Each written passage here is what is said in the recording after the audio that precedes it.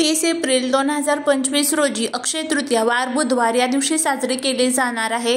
तर त्यापूर्वी 28 एप्रिल रोजी शनी आणि गुरु आपले नक्षत्र बदलतील आणि त्यांची हालचाल बदलली त्यामुळे त्याचे जे परिणाम आहेत तर ते ग्रहांवरती पडणार आहे आणि काही अशा भाग्यवान राशी आहेत तर त्यांचे भाग्याचे दरवाजे उघडे होणार आहेत। तर ह्या 5 भाग्यवान राशी कोणत्या आहेत ते आपण बघणार आहोत आणि त्यांना कसा याचा फायदा होणार आहे। तर 30 वर्षानंतर हा दुर्मिळ योगायोग घडून आलेला आहे की शनी आणि गुरु त्यांचे नक्षत्र परिवर्तन करत आहे।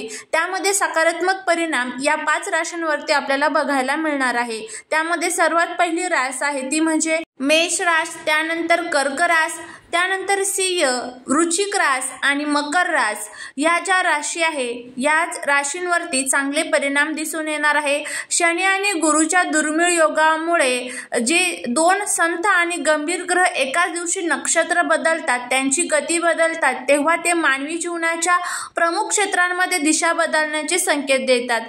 त्यामुळे या राशींना काही फायदा होणार आहे। त्यामध्ये मकर राशीला याचा कसा फायदा होणार आहे तर मकर राशीच्या लोकांचे विचार बंधनातून मुक्त होतील, त्यांना आता स्पष्टपणे विचार करता येईल, यामुळे त्यांच्या आयुष्यात नवीन मार्ग खुले होणार आहेत। त्यानंतर पुढची रास म्हणजे वृश्चिक रास। वृश्चिक राशीचा जे लोक आहेत त्यांचा बृहस्पतीचा मृगशिरा नक्षत्रात प्रवेश चांगलाच अनुकूल ठरणार आहे, त्यांच्या वैवाहिक जीवनावरती सकारात्मक परिणाम दिसून येणार आहे।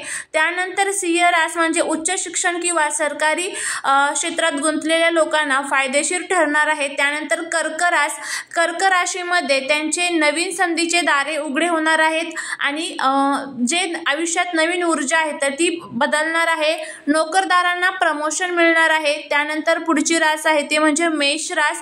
मेष राशीच्या लोकांच्या शिक्षण किंवा परदेश प्रवास आणि उच्च पदावर नियुक्तीच्या संधी घेऊन येणार आहेत, तरुण आणि करिअरकडे वाटचाली चांगल्या होणार आहेत। तर अशा पद्धतीने हे जे काही फायदे आहेत तर या 5 राशींना होणार आहे, त्यांच्या नशिबाचे दरवाजे उघडणार आहे, सोन्याचे दिवस त्यांना सुरू होणार आहे। अगदी ह्या 5 राशींना त्यांच्या मनाजोगते जीवन जे आहे ते जगता येणार आहे, त्यांच्या मनातील ज्या काही इच्छा आहेत तर त्या पूर्ण होणार आहे।